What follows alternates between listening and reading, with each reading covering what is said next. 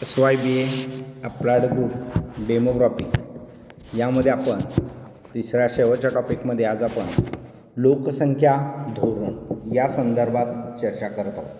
Population policy in India, भारतातील लोकसंख्या धोरण.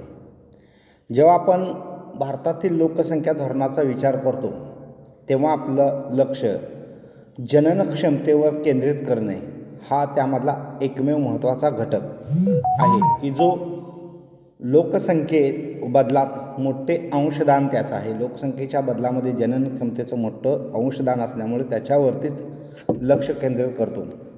त्यानंतर दुसरे दोन महत्त्वाचे घटक म्हणजे एक मृत्यूदर आणि दुसरा स्थलांतर होय. ह्या तीन घटकांच्यामुळे जन्मदर, मृत्यूदर आणि स्थलांतर या तीन घटकांच्यामुळे लोकसंख्येत फार मोठे बदल होतात. अर्थात भारतात लोकसंख्या धोरणात स्थलांतर हा घटक फारसा महत्त्वाचा ठरत नाही. तसेच आंतरराष्ट्रीय स्थलांतराचा विचार केल्यास भारताच्या बाबतीत हे फारसे मोठं नाही. ही बाब फारशी महत्त्वाची नाही, कारण भारताच्या लोकसंख्या धोरणाचा अभ्यास करत असताना आपल्याला स्थलांतराऐवजी जननक्षमता व मृत्यू प्रमाण याविषयी सविस्तर अभ्यास करणे महत्त्वाचे आहे. यासाठीच भारतातील लोकसंख्या धोरणाचा या दोन्ही बाजूंनी सविस्तर अभ्यास करणं अपेक्षित आहे. परंतु 1960 नंतर जगातील अनेक देशामध्ये लोकसंख्या संबंधीच्या समस्यांची जाणीव होत आहे. त्या वाढती लोकसंख्या असेल, कमी लोकसंख्या असेल, त्याच्यामुळे होणारे प्रॉब्लेम असतील, सामाजिक समस्या असतील आणि या सर्वच समस्यांची जाणीव जगातील अनेक देशांना 1960 नंतर झालेले आपल्याला पाहायला मिळते. आता लोकसंख्या धोरण या संदर्भात चर्चा करत असताना लोकसंख्याशास्त्राच्या अभ्यासातील लोकसंख्या धोरण हा विषय नवीन आहे. आता लोकसंख्या धोरण म्हणजे काय याविषयी अशी निश्चित व्याख्या किंवा संकल्पना किंवा असं निश्चित मत तयार झालं नाही.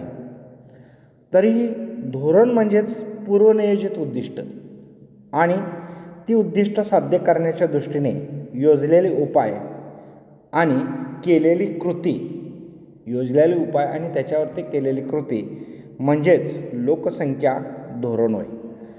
मात्र लोकसंख्या धोरणाचा विचार करताना त्यात लोकसंख्या धोरणाचे स्वरूप, त्यामध्ये कोणकोणत्या विषयाचा समावेश करावा, त्याची नैतिक बैठक काय आहे, ते लोकसंख्या धोरण अंमलात आणण्यासाठी कोणती कृती करावयाची, आर्थिक व सामाजिक धोरणात याचे स्थान काय याविषयी मतभिन्नता असल्यानेच सर्वसमावेशक अशी व्याख्या करणं फारच कठीण आहे. तरी पण अर्थात काही लोकसंख्याशास्त्रज्ञांनी लोकसंख्या धोरण म्हणजे काय हे सांगण्याचा प्रयत्न केलेला आहे आणि त्या व्याख्यांचा आपण या ठिकाणी विचार करूया. पहिली व्याख्या आहे स्पेंगलर व डंकन.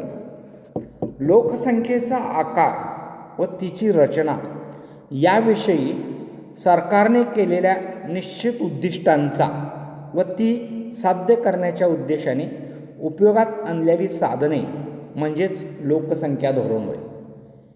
बघा, लोकसंख्येचा आकार व तिची रचना, आकार किती आहे, तिची रचना किती आहे याविषयी सरकारनं निश्चित केलेले उद्दिष्टांचा आणि ती उद्दिष्ट साध्य करण्याच्या उद्देशाने उपयोगात आणलेली साधनं म्हणजेच लोकसंख्या धोरण होय. वॉरन थॉम्सन व लेविस यांनी सुद्धा लोकसंख्या धोरणाची व्याख्या केलेली आहे की एखाद्या लोकसंख्या गटाची स्वतःची संख्या, एखाद्या लोकसंख्या गटाची स्वतःची संख्या अगर वैशिष्ट्ये नियंत्रण ठेवण्यासाठी, स्वतःची संख्या अगर वैशिष्ट्ये नियंत्रित ठेवण्यासाठी हेतुपुरस्सर योजना म्हणजे लोकसंख्या धोरण होय. असं थॉमसन की एखादं काम करायचं आहे, एखादा उद्देश डोळ्यासमोर ठेवला आहे आणि तो उद्देश साध्य करण्यासाठी मग आपल्याला कुठल्याही परिस्थितीत कृती करायची आणि काय कृती करायची आहे ती ठरवलेली कृती म्हणजेच लोकसंख्या धोरण. त्यानंतर कुमुदिनी दांडेकर यांनी सांगितलं की ज्यामुळे लोकसंख्येचा आकार व गुणवत्ता यावर परिणाम घडून येणारे बघा, ज्यामुळे लोकसंख्येचा आकार व गुणवत्ता यावर परिणाम घडवून येणारी शासनाची कृती म्हणजेच लोकसंख्या धोरण. त्यानंतर संयुक्त राष्ट्रसंघ लोकसंख्या अभ्यास समिती, या समितीने 1971मध्ये लोकसंख्या धोरणाची व्याख्या केलेली आहे की लोकसंख्याविषयक धोरणात केवळ जनन नियंत्रण उद्दिष्ट व उपाययोजना, लोकसंख्या धोरणात केवळ जनन नियंत्रण उद्दिष्ट व उपाययोजना यास पोषक अशा कुटुंब नियोजन कार्यक्रमाचा समावेश होत नसून लोकांचे आयुर्मान वाढवण्याची उद्दिष्टे आणि योजलेल्या उपायांचा समावेश यामध्ये होतो. तसेच लोकसंख्या धोरणाचा लोकसंख्या वृद्धीचा इष्ट दर साध्य करणे या ठिकाणी एवढाच मर्यादित हेतू नसतो. त्या ठिकाणी लोकसंख्येची रचना, ग्रामीण, नागरी व भौगोलिक विभाजन या सर्वावर परिणाम घडवून आणणाऱ्या धोरणांचाही लोकसंख्या धोरणामध्ये समावेश असावा अशा पद्धतीचे विचार या ठिकाणी मांडलेले आहेत. अशा पद्धतीनं संयुक्त राष्ट्र अभ्यास समितीच्या या विचारानंतर या सगळ्यांच्यावरून एक निष्कर्ष असा निघतो की लोकसंख्या धोरणाविषयी विविध लोकसंख्याशास्त्रज्ञ व समाजशास्त्रज्ञ यामध्ये एक वाक्यता नाही, परंतु युनोची व्याख्या इतर व्याख्यापेक्षा स्पष्ट आहे आणि त्याची व्याप्ती अधिक आहे. यावरून लोकसंख्या धोरणाचा अर्थ युनोच्या व्याख्येवरून या ठिकाणी स्पष्ट होत असल्याचं आपल्याला पाहायला मिळतं. यानंतर आता भारतातील लोकसंख्या धोरणाची उत्क्रांती, evolutions of population policy in India. भारतात लोकसंख्या धोरणाची उत्क्रांती कधी झाली या संदर्भात विचार करणं आवश्यक आहे.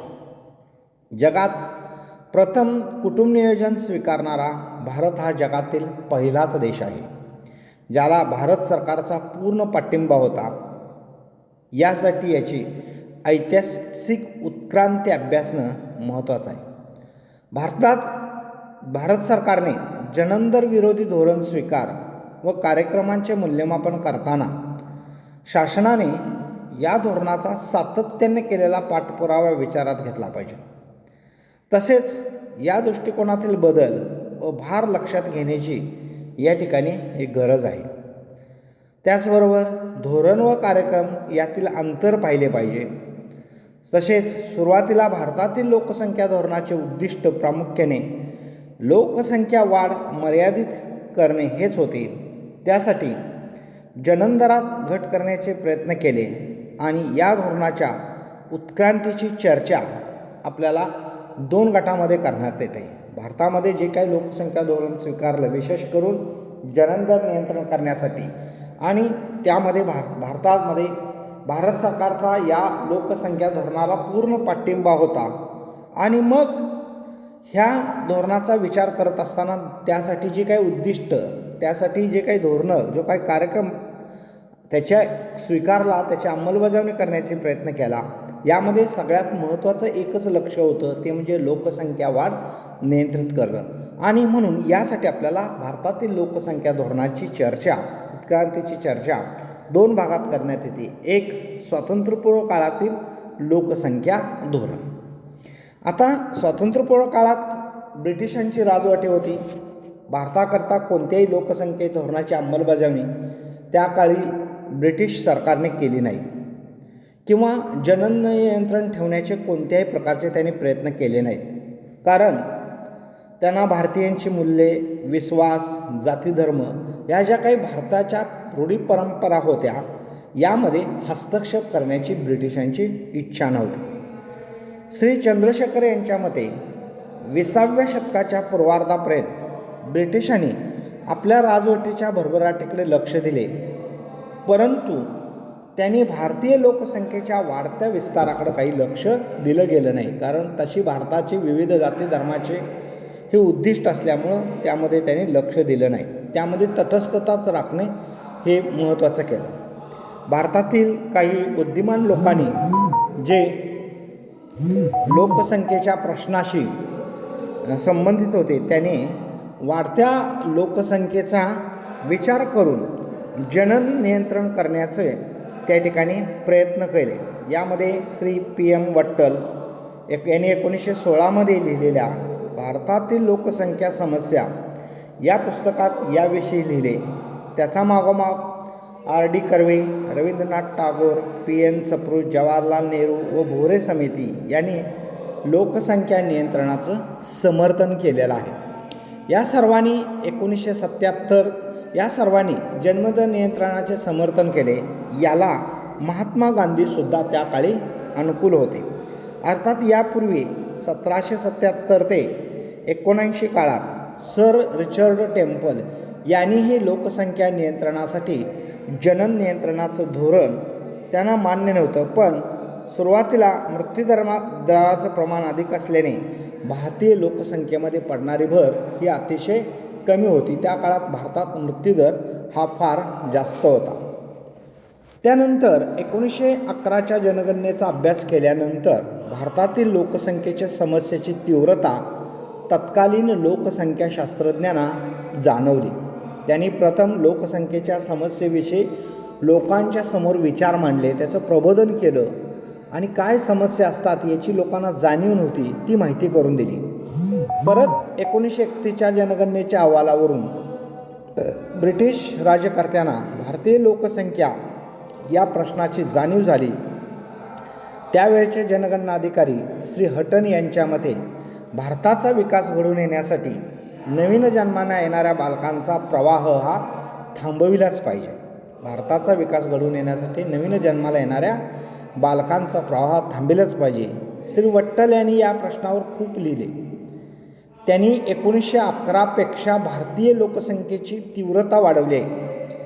त्यामुळं असं प्रतिपादन केले होते की मात्र त्यांनी केलेल्या काही सूचना ब्रिटिश राजवटीमध्ये पूर्णपणे फेटाळण्यात आल्या, त्या पूर्णपणे मागं घेण्यात आल्या.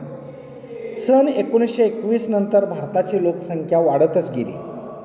या काळात त्यावेळी देशातील नेते स्वातंत्र्य लढ्यात गुंतले असल्याने लोकसंख्या प्रश्नाकडे त्यांना लक्ष देता आलं नाही. विशेषतः भारतातील दारिद्र्य, उपासमारी, निकृष्ट राहणीमान या बाबी त्यांनी वेळोवेळी अस्तित्वात होत्या. ही सर्व दुःखे इंग्रज राजवटीत निर्माण झाली आहेत असं सगळ्यांना वाटतं. परंतु इंग्रजांच्या राजवटीत देशात अतिरिक्त लोकसंख्या वाढत असून स्वातंत्र्यानंतर अशी परिस्थिती निर्माण राहणार नाही असं महात्मा गांधींना त्या काळी वाटत होते. अर्थात भारतात अतिरिक्त लोकसंख्या आहे की नाही याविषयी मात्र त्या काळी दोन विचार प्रभाव होते. नवमाल्थसवादी असे मानत की भारतातील लोकसंख्या यापेक्षा कमी असती तर भारतीय लोकांचं राहणीमान वाढलं असतं. त्याने भारतात संतती नियम साधनांचा पुरस्कार केला. तर महात्मा गांधीसारख्या नेत्यांनी संयम करावे, प्रतिबंधक साधनांचा वापर करावा, अनैतिकता होती, अशा अनेक गोष्टींच्यावरती त्यांनी लक्ष केंद्रित केले. त्यानंतर महाराष्ट्रातील समाजसुधारक प्राध्यापक रघुनाथ धोंडी कर्वे यांनी सन 1925मध्ये पहिले संतती नियम चिकित्सालय सुरू केले. त्यानंतर 1930मध्ये म्हैसूरमध्ये भारत सरकारने पहिले शासकीय संतती नियम चिकित्सालय सुरू केले. त्यानंतर मद्रास सरकारने सुरू केले. 32मध्ये लखनौला भारतीय महिला परिषद भरली, तिथंसुद्धा अशा पद्धतीचा विचार मांडलं आणि 1935-36 साली श्रीमती मार्गारेट सँगर यांनी भारताला भेट दिली आणि भारतातील कुटुंब नियोजनाला त्यांनी चालना दिली. त्यानंतर भारतात 1935मध्ये डॉक्टर AP पिले यांच्या अध्यक्षतेखाली कुटुंब आरोग्यशास्त्राचा प्रोत्साहन व अभ्यासासाठी समाज नावाची संस्था त्या काळी स्थापन करण्यात आली. तेथे 1936मध्ये संतती नियमनविषयक पहिला प्रशिक्षण कार्यक्रम घेण्यात आला. त्यानंतर 1935मध्ये नेहरूंच्या अध्यक्षतेखाली कुटुंब नियोजन मंडळ स्थापन करण्यात आले आणि त्यामधले काही महत्त्वाचे निर्णय आहेत. त्या महत्त्वाच्या निर्णयांची चर्चा आपण या ठिकाणी पुढील तासाला करणार आहोत. स्वातंत्र्यपूर्व काळात नेहरूंनी घेतलेले निर्णय यासंबंधीची चर्चा आणि स्वातंत्र्योत्तर लोकसंख्या धोरण याविषयीच्या चर्चा आपण पुढील तासाला पाहणार आहोत. धन्यवाद.